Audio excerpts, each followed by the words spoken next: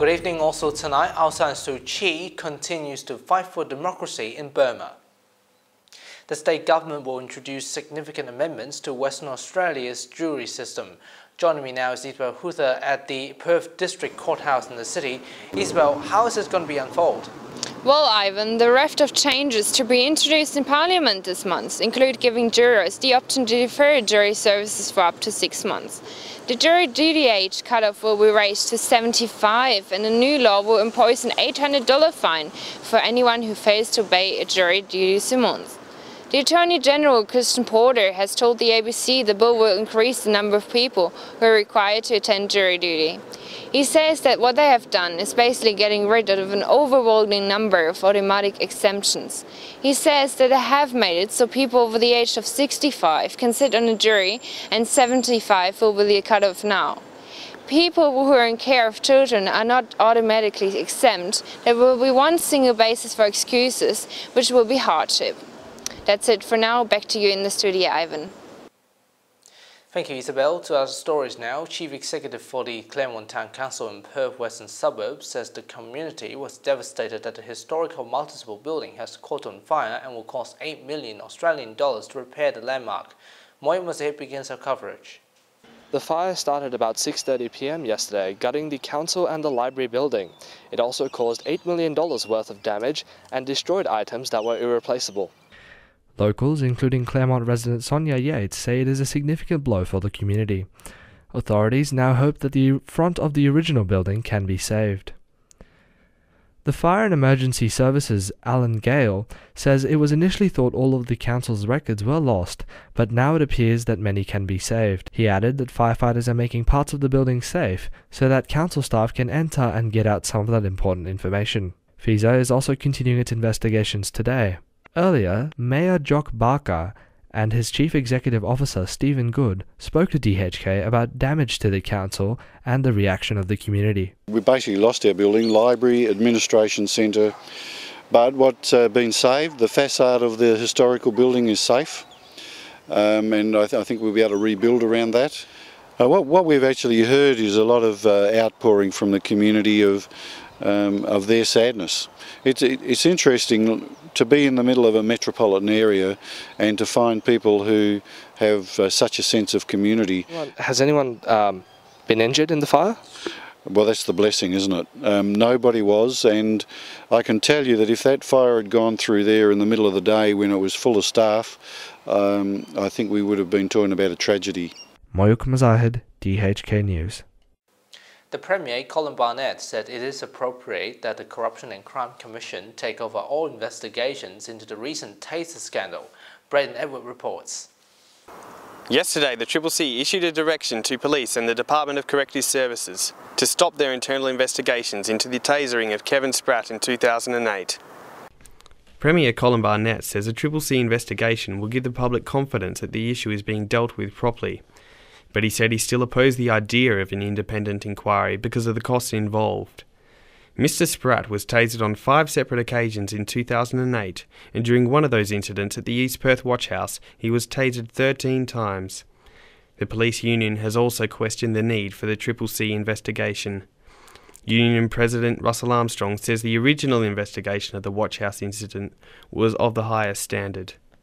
He was disappointed that the officers would have to revisit an incident which has already been dealt with and believed they would not receive a fair trial in Western Australia. Braden Edwards, DHK News. A motor mechanic has been found not guilty of driving a high-performance car recklessly under WA anti-hoon laws. Police Minister Rob Johnson has said police will not pay the compensation to the owner, and the police cars are well and capable enough to chase down the hoons. Well, can I say, once again, it was impounded under the previous government's hoon laws. I have amended the legislation to ensure that those individuals don't get penalised.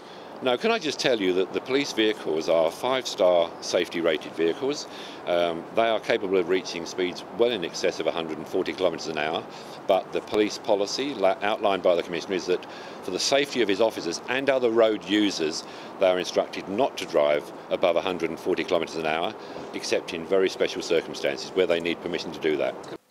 Last week, WA Police Union General President Russell Armstrong has explained to the media why he was outraged as the controversial stop and search legislation was being blocked by 5 upper house members, including some from the National Party. This week, I've interviewed State MP Colin Holt to understand the foundation of his party's opposition towards the legislation. If you can recall what Mr. Armstrong has said last week. Well, I'm absolutely outraged.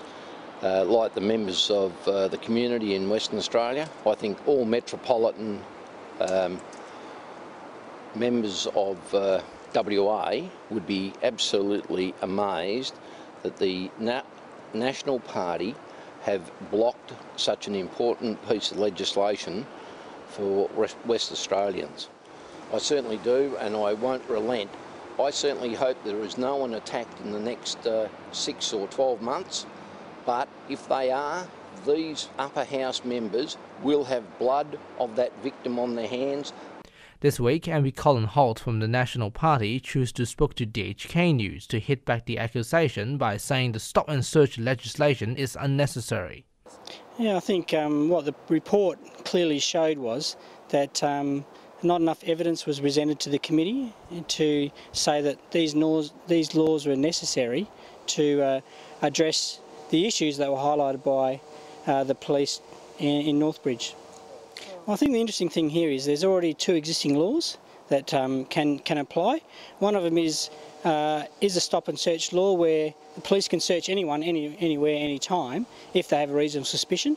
And the police identified themselves in the committee hearings that threshold was not very difficult to obtain. The other thing is there is a law already that says they can declare an area and search people as they enter that area. Mr. Holt believes that this legislation is the balancing act between protecting the community and respecting the right of each person. I think this is the balancing act, isn't it? It's a balancing act between keeping the community safe, which is of course our highest priority for any government, but also respecting the rights of the individual. And like I say, there's already some existing laws that they should test and go and have a go at, see what they can do in terms of addressing some of these issues in Northbridge before we need to introduce another law that potentially impacts on those human rights. The Hong Kong police have reportedly arrested 3 ICAC investigators on suspicion of preventing the course of justice. Police officers were seen visiting the headquarters of the anti-graft body in North Point yesterday. The police spokesman says detectives have arrested 3 men aged between 37 and 45. He refused to give any further details. The ICAC would only confirm that it was assisting Commercial Crime Bureau detectives investigating a suspected case of preventing the course of justice.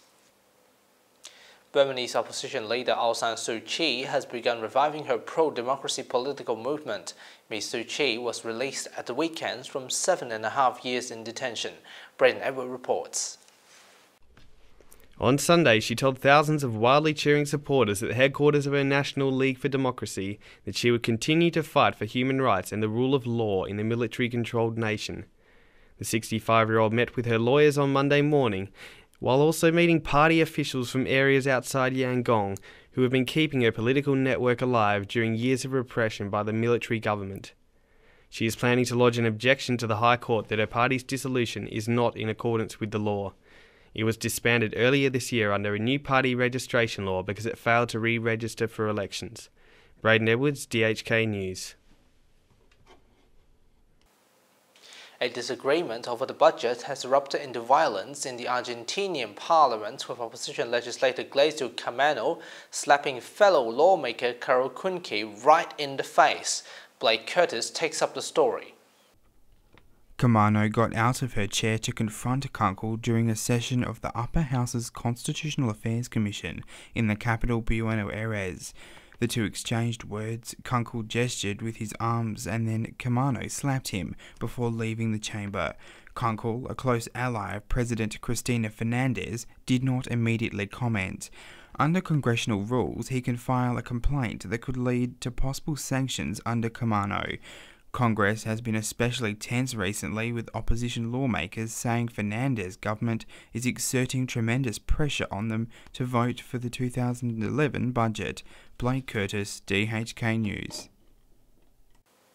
The first Guantanamo detainees to face trial in the U.S. civilian court has been acquitted on all but one of hundreds of charges he faced relating to the 1998 U.S. embassy's attacks in Africa. CIPRO reports. A federal jury convicted Ahmed Gailani of Tanzania of one-counted conspiracy to destroy U.S. property, but cleared him on more than 280 other counts. They included one murder count for each of the 2024 people killed in the embassy bombings in Tanzania and Kenya. The jury took 7 days to reach the verdict. U.S. District Judge Louis Kaplan had thanked the jury, saying the outcome showed that justice can be rendered calmly, deliberately, and fairly by ordinary people who are not beholden to any government, even this one. Gailani still faces a minimum of 20 years and a maximum of life in prison for the conspiracy conviction. His lawyer confirmed that he would be appealing against the decision. U.S. Attorney Preet Bharara said in a statement that Gailani will face and we will seek the maximum sentence of life without parole. The trial had been viewed as a test for U.S. President Barack Obama administration's aim of putting other terror detainees, including self-professed 911 mastermind Khalid Sheikh Mohammed and 4 other terrorism suspects held at Guantanamo Bay, Cuba, on trial on U.S. soil. CIPRO, DHK News. And finally tonight, amazed by the Arabian horse has been showing off her rare equine talent for painting. So let's take a look.